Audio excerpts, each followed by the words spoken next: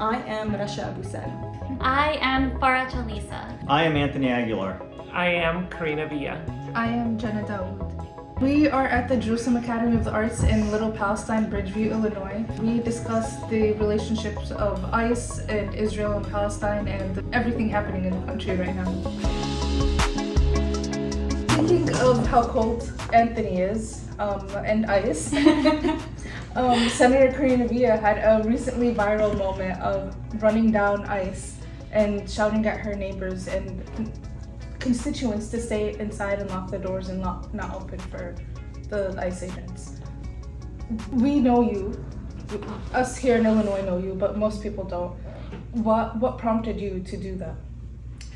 I was actually a school social worker in that community that I grew up in for 15 years. So I've born and raised in that community where you saw that viral moment of me running. Mm-hmm. Then I was a school social worker there for 15 years. Those streets, as that viral moment was happening, were filled with school buses, with parents in their car on their way to drop off students to school, families on their way to work. The prompt was taking care of my neighbors. That was the prompt. People asked what I was thinking. It wasn't with this, it was with this. It was my heart, and it's who I am.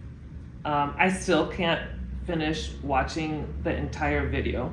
I can watch the part when I'm charging up the street, and when I get to the heels and all. Yeah. But when I turn and start speaking to the person who happened to be on the street already recording this, and I start warning people direct to camera, my voice changes. Then I stop watching. I can't. I can't at that point. Yeah. Thank you. I mean, me and Farah are huge fans of you from before that, but then we saw you running in heels, and I was just like, who runs in heels? Like, honestly, Superwoman. Yeah, Superwoman would run in heels. So, not that Superwoman should have to wear heels, but that's right. Thank you. We wanted to talk about the connection between ICE and Israel, and the occupation, I should say. What, as a state senator and who's running now for state comptroller, what are your thoughts? Let's just start very broadly, very basic. I love this question because I'm not a scholar. I've never been one to be able to sit here and give you dates and name the history. And that's not who I am. Children are my North Star. The most vulnerable people in society are why I do what I do. And so the situation in Gaza is not, to me, again, a cerebral thing that I can sit here and give you the history as to why I believe what I believe. It's my heart.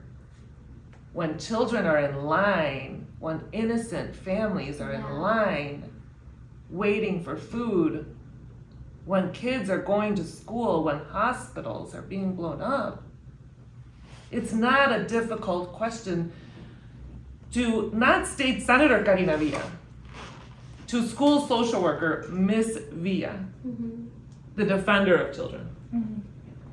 The same reason when people say controller, why controller? Because under this Trump regime, who is cutting the budget for food, for services, for mental health, in order to fund these masked monsters to come into our streets to kidnap people, we need a controller who's going to know how to pay the bills in the order of the most vulnerable first. And that's why we need someone to step up who's bold enough to stand for what's right every single time to run for the statewide seat. Amazing. I don't think you need to be, you don't need to be a scholar. I know a lot of people say that. I'm not a historian, I'm not a scholar, I don't know the context and details. It doesn't matter. When you see injustice and oppression in your face, you don't have to be a scholar. All it takes is eyes, a brain, and a heart for you to notice that something is wrong. History, context is actually irrelevant. If there is oppression and injustices if they are taking place, does context really matter? If something is wrong, it's wrong. And the similarity, especially what we're seeing ICE have, more and more the way they're behaving, there's nothing legal about a lot of their actions. Ripping families apart, tackling people to the ground, parents from their children, they're arresting children. And the similarities, especially in the West Bank, when you're talking about Israeli soldiers knocking down doors in the middle of the night of Palestinian families and dragging out their children and arresting them. And just again, like ICE, what's happening here in ICE, they're even detaining people who are legally, by law here, citizens or at least on green card or visa, and deporting them illegally. And then even when the administration says, oops, it was a mistake, they don't fix it. Same with the Israeli occupation. When they detain and kidnap people from the, say, West Bank, and Gaza, of course, but say specifically with the West Bank, because it's very heavily documented there, it's actually illegal under international law for an occupying power to transfer someone from an occupied territory out of it. And a lot of people don't even know that. So even that in and of itself is a crime.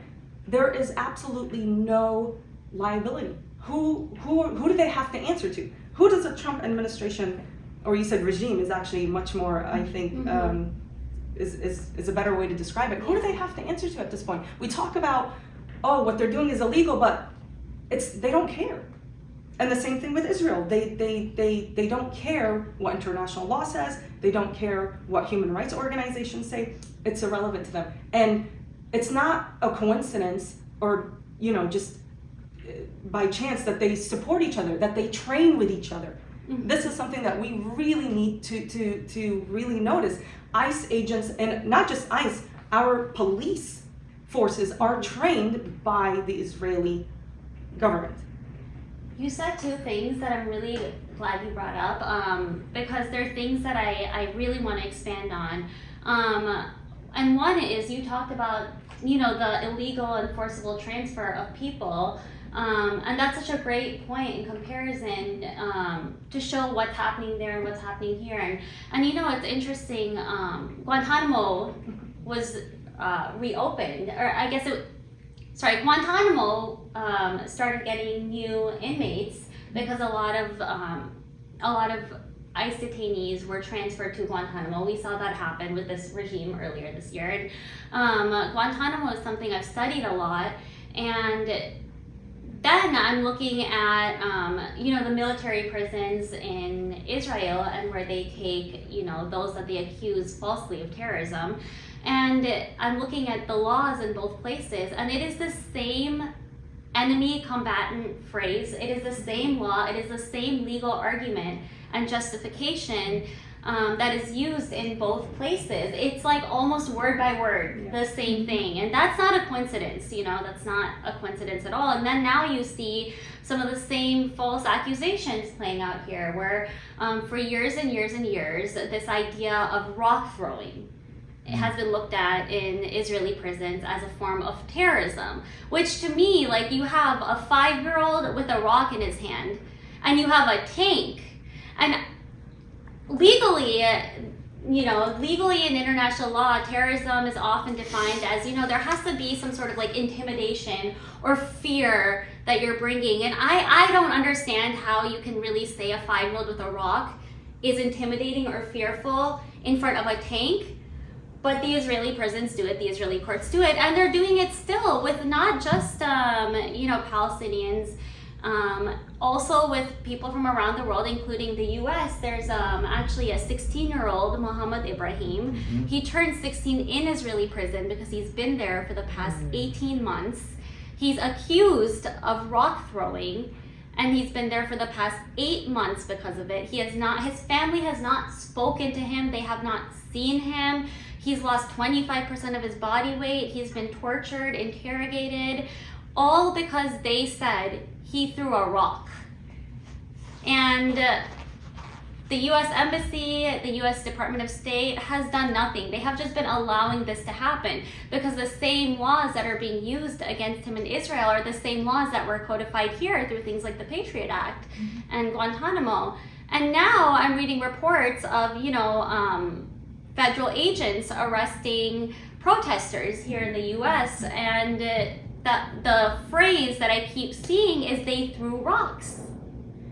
And it's just so clear that, you know, what we have condoned there for years and years and years is now haunting us here, as, you know, Palestinian Americans and allies like always said it would. And we're literally word by word seeing the same accusations. And the other thing you brought up was the National Guard, the way that police and federal agents train with Israel. And this is something that has been on my mind a lot. And I really like dug deep into what that looks like for Illinois, particularly with the deployment of, or the potential deployment of Illinois' National Guard. And it turns out that Illinois' National Guard has a specific partnership with the IDF Home Command. And this is outside of what the state partnerships, each state National Guard has partnerships with other countries. This is like in addition, outside of that. Illinois is one of 4 states that has this partnership. And the IDF's Home Command is the unit in the West Bank that is in charge of, you know, monitoring checkpoints, surveilling. They're the ones who are, you know, showing brutality towards all of the protesters in the West Bank. And our National Guard, Illinois' National Guard, has gone there, has trained with them, has done terrorism training with them, or counterterrorism training with them, Freudian slip. And they have come here and trained with the Illinois National Guard. And now, you know, you have that same Illinois National Guard that has trained abroad in these tactics of surveillance and of suppressing protests and suppressing free speech.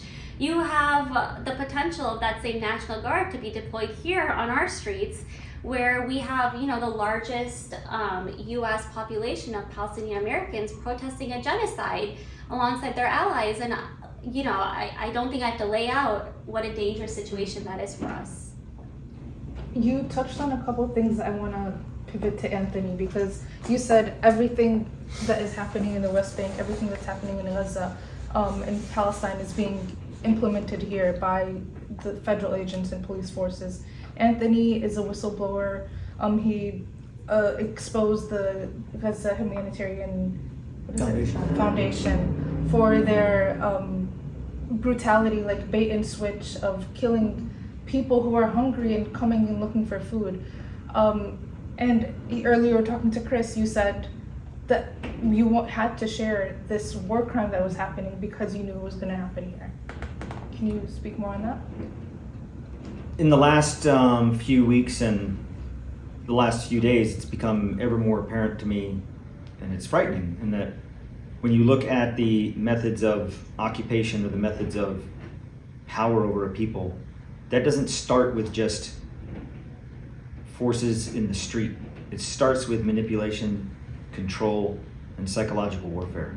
And what that looks like is creating fear in communities, lying to communities, creating fear that knowing that anyone can get scooped up by ICE and taken away whether you're a citizen or not.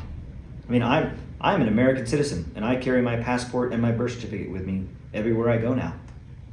That's not that's not something I've always done. That's new. I do that because of the fear, because it is a reality. What you see in Israel and the occupied Palestinian territory started with psychological warfare, control, dehumanization. Then comes in the other components that further implement the controller or the oppressed over the, or the oppressor over the oppressed. The first thing is food. We've seen it in Gaza. What we're doing here now, and it is no surprise to me, that we're now chopping off SNAP. And what is SNAP? It is supplement to nutrition, aid, and programs. Programs meaning like WIC, Women, Infant, and Children. We're specifically cutting away food from the most vulnerable of our population. That is not a coincidence. Not only are we taking tactics to the streets with ICE and DHS and the Border Patrol and militarized law enforcement, we're taking our leadership tactics at the same level. We are doing what they are doing. And this is not just a one way. When these military units that train, those have a name. They're called subject matter expert exchanges, or SMEs. We go over there with a certain lessons learned, and we gain things from them. We bring those things back here. It's not just something that happens organically. It's directed. You, Illinois National Guard, 1st Battalion, Charlie Company, will go to Israel to train with the IDF for this amount of time on these specific tasks. When you come back, you will be assessed on those tasks. How do we assess those tasks? Well, I'll tell you how we do it now, because the President of the United States, as the Commander-in-Chief of our military, stood in Quantico, Virginia, with a room full of every commanding general and admiral in our military, and said, start looking at American cities to train in. When you have the National Guard go to train with the IDF and the Gendarmerie, it's not just the military, it's also their militarized police force. And then you bring them back here to assess their training. Where do you do it? Where are we doing it? We're doing it on the streets of America. And our administration is not even hiding it. The savior of our country is not in Washington. The savior of our country is here. It's with you. It's with us. It's on the streets. It's with people that aren't going to stand for this and who are going to call it out. In the United States, our military is designed to fight the enemies of the state. Our police are designed to serve and protect. When the police become militarized, the people become the enemy of the state. And that is what is happening. And our government is not only allowing it, our government has designed it. And that is exactly what I saw in Gaza with the design of the further implementation of a genocide through food deprivation, dehumanization, psychological warfare. Have no doubt, it is exactly what is happening here right now in America. I want to add to this point really quickly, because I remember when things started up after October 6th, the world's silence felt deafening. People's silence, that's the only way I can describe it. Yeah. It just felt like it was deafening, this silence. And it was this, I just couldn't understand it. And people would say, you're so brave and thank you for sharing things on your social media. What? I am not brave. It's so easy. Yeah. Share. That's it. That's not bravery. Your Yeah. silence is deafening. But I would teach students the difference between a bully, a bystander, and a helper. Mm-hmm. Mm-hmm. Basic lesson. Yeah. Basic lesson that kindergartners could capture. Mm-hmm. Being a bystander during these times is not okay. The idea when you were describing as that folks that these militaries would go in the middle of the night and take children out at gunpoint. You know where that's happening? In Chicago, Illinois. The South Shore apartment raids? That is happening It here. was so reminiscent. Mm-hmm. Do not allow your silence to be deafened, because yes, this is so scary, but we've got us. It's the only way. We have got us, and we have to use our power of our voice. We have to have each other's back, and we have to record this moment in history, and we need to stay organized and united and not allow all of this to go unchecked. I mean, people always, and they ask me this a lot, or they bring it up a lot, you know, what does Israel have to do with us here? That's why, you know, I feel bad, but I need to concentrate on the US. I had this issue during the No Kings 2 protests. They were Yeah. trying to minimize how we approached the whole Palestine issue, and of Yeah. course, we still did it anyways. But this was an issue for some of the people. Why? It's not a domestic issue. It's not a domestic issue when our tax money is going to not only support and aid in a genocide and a Holocaust that's taking place now. It's been aiding an apartheid and occupation for decades. That's not domestic when it could be used for actual Americans. It's not when it's violations of human rights. You don't see that as part of your humanity and part of our quote American values. That's not somehow related to us as Americans. So what happened is people become complacent and they become lazy, and others are afraid of the consequences. So what's happened is when we support any form of oppression or fascism abroad, not only support it ideologically, we literally finance it. It's inevitable that we're going to start mirroring the same oppressive regimes that we support abroad. And we've gotten so used to, as Americans, that it's this fascism in Israel has been, the ones who haven't been paying attention, it's been very subtle to them for decades, but suddenly it's accelerated with the genocide, and now they see, wait a minute, what's happening here? What's happening here has been coming for decades. You chose to ignore it. And on top of, Anthony's saying dehumanization, it's also beyond that. It's villainization, dehumanizing one group. Even here, we're dehumanizing, say, illegals or the undocumented. We're dehumanizing. And on top of that, though, how do you make people turn even against children? You villainize them. Because you could dehumanize someone, not think they're worth much, but you might disagree with maybe starving them to death or bombing them. But when you villainize even children, okay, we got to get rid of them. When you villainize children and people here, all right, we got to get rid of them. Children crying in the middle of the night, we don't care, get rid of them. They're going to grow up to be criminals. We can't have that. So everything that we've been supporting in Israel for decades and in other oppressive countries has inevitably come back. We reap what we sow. This is what we sowed elsewhere, and now we've allowed it to come here. This is the biggest issue. And people are, what they've done, part of that machine that they've built by design, like Anthony was saying, is to make us so afraid of any of our privileges that we might lose. We might lose our jobs, your status, your reputation, your grants, your funding, whatever. I lost my job. Add to that list your freedom of speech, your right to due process. I'd rather lose my job than my freedom of speech. Thank you. And also, do we want to live in this world where you can lose those things for speaking out against a genocide? They don't want peace. They don't even want quiet. They want submission. And this is exactly what we're giving them. And before you know it, we can't fix it. And I know Anthony and I, you've been very vocal about that we're heading there very fast, and you're really worried about this getting to a point where we can't fix anymore. Because the system, they've changed it too much. They've taken away all our rights. We have nothing left. Yeah. Although I will say, last night's election was the first time I felt hopeful in a long time. Yeah. 100%. There's still that hope. And I feel like what you're saying about Americans need to know that this isn't just a them problem. It is very much an us problem. And to be clear, even if it is a them problem, right? Even if it was this had nothing to do with us, I still think it's our responsibility as citizens of the world to be speaking out against the injustices that we're seeing there. But that being said, it is very much an us problem. It is it's tied back to the U.S. in so many ways.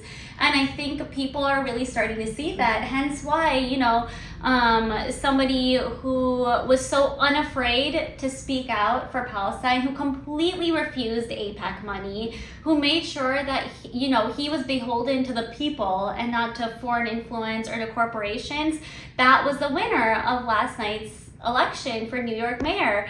And I think that's proof. And I really hope, that the Democratic Party and all parties and all politicians see that is what the people want now, because we're seeing these connections, and we want our politicians to be speaking out like Karina. We want people who are going to call it what it is and highlight those connections. We're talking world issues, federal issues, and then our little state of Illinois issues. At the federal level, we see the corporation tax breaks. Right? Corporations are allowed to do whatever they want right now under Trump. And we have billionaires who are getting these tax vacations at the federal level without them being held accountable to pay their fair share. That means less money going to the states. But the states are able to impose taxation on these corporations and close corporate tax by closing these tax loopholes that they have. and by making sure billionaires are paying their fair share so they can send their money here to the state coffers for the state to be able to do things that they need to do. So my North Star, along with many other legislators in the General Assembly, has been to find a way to hold these corporations and billionaires accountable, to bring more money in order for us in the state of Illinois to fund those very services that are being cut by the federal government. But if we don't do those things, I am here to tell you that we are going to have less and less money for our college students, for our daycare centers, for our hospitals, our safety net hospitals, for our food programming, for our farmers. Mm-hmm. We're going to have less and less money because the federal administration is cutting those programs, and we cannot make up for them unless we put in more money. And how do we do that? Not on the backs of working class people. Not on our backs. Budgets are moral documents. That's right. And when I see that we are cutting in the budget in order to balance it, those cuts to me aren't just numbers. They are the faces of my students, of the children, of the seniors that are fighting and scared right now. Seniors are so fearful right now. How are they going to afford to live on this fixed income while their property taxes keep going up? This is a problem. This is a problem here in the state of Illinois. And we need bold leaders who are going to stand up and who are going to say those things. And who are going to bring these corporations who aren't paying their workers the amount that they need to have livable wages, who aren't providing health care for their employees. That is a problem. And then we're giving them tax vacations? Come on.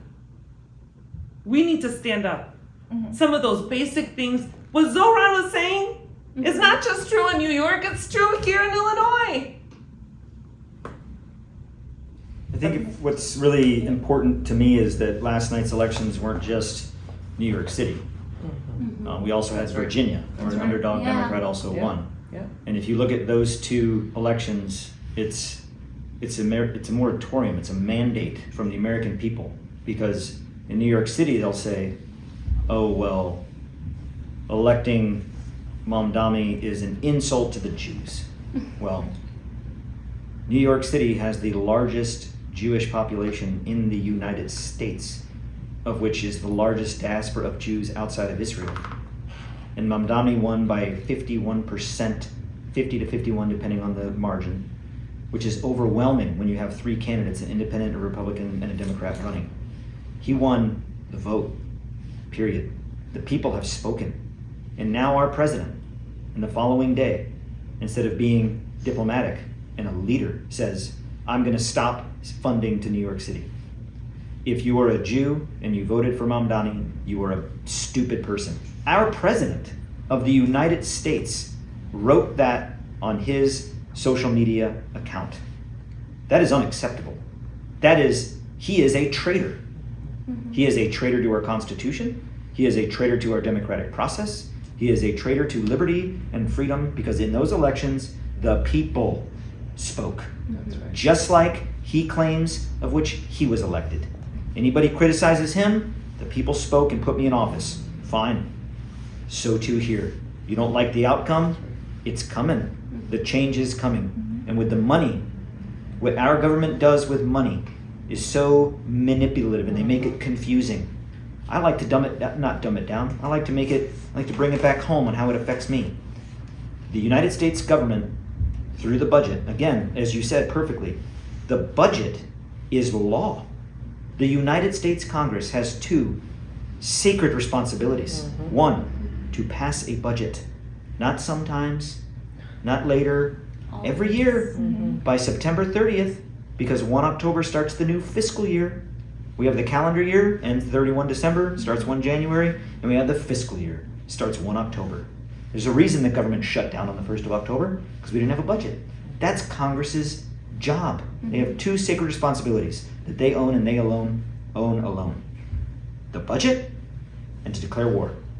And right now we have a president that has prevented our Congress from passing a budget, because this is not being held up by the Democrats or the Republicans. The president has not submitted his budget. What goes into the budget? The president's budget. What does the president's budget fund? SNAP, WIC, the military. Comes out of the president's budget to spend in the execution year. You have the out year and you have the execution year. They're lying to us. There is money there. But what is the president spending it on? Ballrooms. That's a fact. Yeah. Moving the most technologically advanced aircraft carrier in the world from the Pacific, where we tell the American people that China is our greatest threat. But we took the number one defense to that threat, if you want to believe that, and we moved it to the Caribbean. How much do you think that cost the American taxpayers? Billions. Because once you take that and you move it here, because we didn't have a carrier in the Caribbean, well, now you got to send one there to replace it. So now you got to activate troops that aren't being paid into the Pacific with a new sitting in the Caribbean. Who pays for that? We do. And because we don't have a budget, where is it coming out of? The president's expenditure, the president's budget, the free money that should be spent on the people. So I like to break it down to where if I'm a family, I'm a father. Let's say as the father, I'm the executive branch. And as the mother, I am the legislative branch. And my children, they are the people.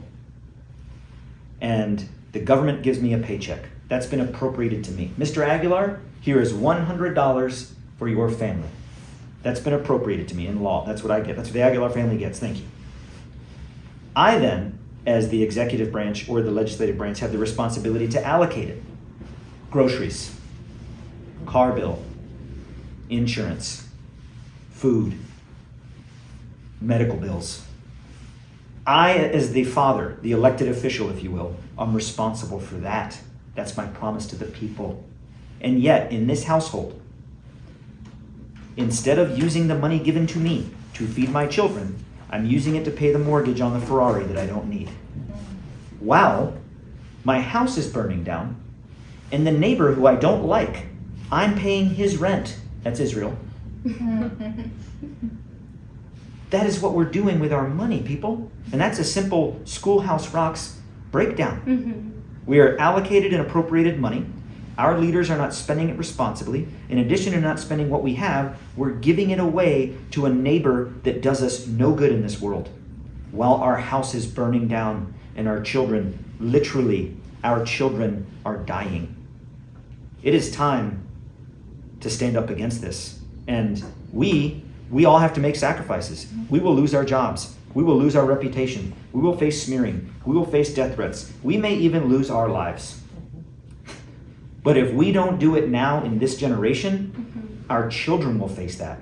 I would rather die on my feet than live on my knees and allow my children to have a better life than what we are leaving them now. Yeah. And it will cost us. Oh, it will cost us. However, because of how opulent our nation has become, we don't have to give up our lives. Save some money on Starbucks or DoorDash or Netflix. Put a little bit away and save that to take a bus ride up to DC and to protest. Put a little money away to have some bail money. So when you get arrested and you put it in jail, you can get out of jail. I got a bail fund. Put money out of my money because I know when I go to Congress, I'm going to get arrested. Put it away and have it ready. That's how we win. We don't have to die on the Hill yet. But if we keep pushing this down the road, we will die on a hill and we will hand over to the next generation a horrible country. I say, as Americans in this generation and the generation coming up behind us, not on my watch, not in my country, not in our name. And I mean, I've been to DC so many times and you see the National Guard in uniform, federalized, guarding the streets of Washington, D.C. It's dystopian. Should be the It's people's unbelievable. streets. No, y'all need to go to final comment. Yeah, I feel like we should wrap up. We're running very We're behind. running behind, but also we all have shared values. We have our North Star, which are children and humanitarianism and just being good to the world and making sure that we leave the world better than it is now. for the future generations. What, if any, do we have any call to actions? I know, Karina, we'll start with you, and then Anthony and Oh, thank God you started. I was like, I'm not sure. What is my call to action? I will say call to action. Check on your neighbors. Don't be a bystander. Be an ally, be a friend. Use every means possible to show up and to show out what is happening during these times. And go vote. Yes. Go vote, even if you don't fill out the entire ballot. Let's just say there's no one's name on there except for one person who you want to vote for. Go and circle in that little bubble for that one person. One person. But go vote. Go vote. 100%. Thanks. Anthony? I mean, yes, vote. When the leaders of our country say that our vote doesn't matter, it's rigged, it's corrupt, last night is a clear example that voting matters. People showed up and they voted. And if you look at the percentages between Cuomo, Sliwa, whatever his name is, doesn't even matter. You don't even know their names. He had like 1% of the vote. Sliwa. But you look at all those together and you look at the people that showed up to vote, people showed up to vote. That's right. And that's what we have to do in this country. Someone said this, and I don't remember where it was said, but we don't have to outline term limits in our Constitution. We have term limits. It's called elections. If we don't vote and that person stays in power, that's our fault. You vote with your feet. You vote where you stand. Get out and vote. And number 2, do not believe the propaganda or the rhetoric that your voice, not just in the voting box, but on the streets in activity. What I say now amongst our population, just like back in the old days, see something, say something. You see your fellow citizen with their rights being smashed, say something. Don't just walk by. That's right. When I was in Congress and I got arrested in uniform because I stood up and I said, "You are violating our Constitution," and the police tackled me and dragged me out, and I said, "I'm a disabled veteran and this is how you're treating me," everybody in that room sat there like sheep and just watched it. See something, say something, do something. You know, a lot of darkness in these times come from this feeling of powerlessness or helplessness, or like we don't have a choice, but we do have choices. And I think the most important one that I implore everyone to make is, you know, choose love, choose kindness, choose community. Because any decision you make where you're choosing those things cannot be a wrong decision. But truly look within yourself and ask yourself, is that what you are choosing with the decisions you are making and the steps you are taking? Is the decision you're making going to lead to a betterment of society, or will it lead to something negative? Are you trying to justify, you know, a bad choice? And I think it's really important for all of us to act. It's really important for all of us to protect each other, to stand up for each other. I think it's become increasingly clear that we are one people, you know?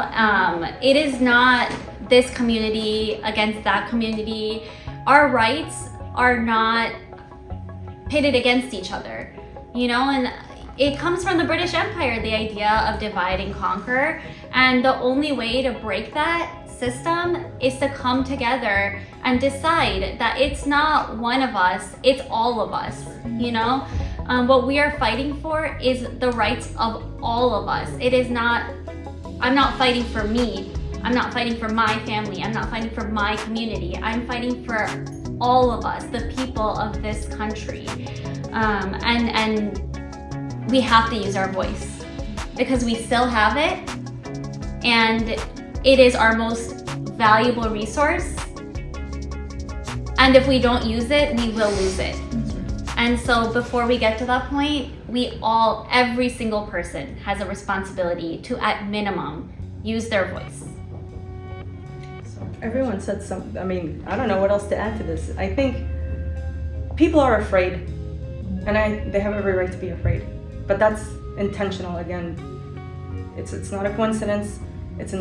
They are intentionally striking fear in us of consequence.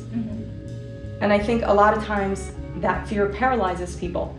And they think, people falsely assume that for one to be courageous, to take a stand, you lack fear. You're not afraid to do so. On the contrary, the people who are truly courageous have that fear, but they are willing to stand against it and push through. Because what we're gonna sacrifice today is only gonna protect our tomorrow. And if people think that they're afraid now of consequence, it's going to get significantly worse very quickly. And then what? And then what? We don't have a choice. The time to be courageous is now. And valor and strength, they don't come through submission, they come through solidarity. We have to unite. It doesn't matter if we share the same religion, the same ethnicity, race, ideologies, political affiliation, irrelevant. All of that doesn't matter anymore. This is about human rights. This is about humanity. This is about fighting injustice and oppression and fascism. And what fascism is actually afraid of, what fascists are afraid of, are the people they can't control. And this is the time. We either do it now or we're done.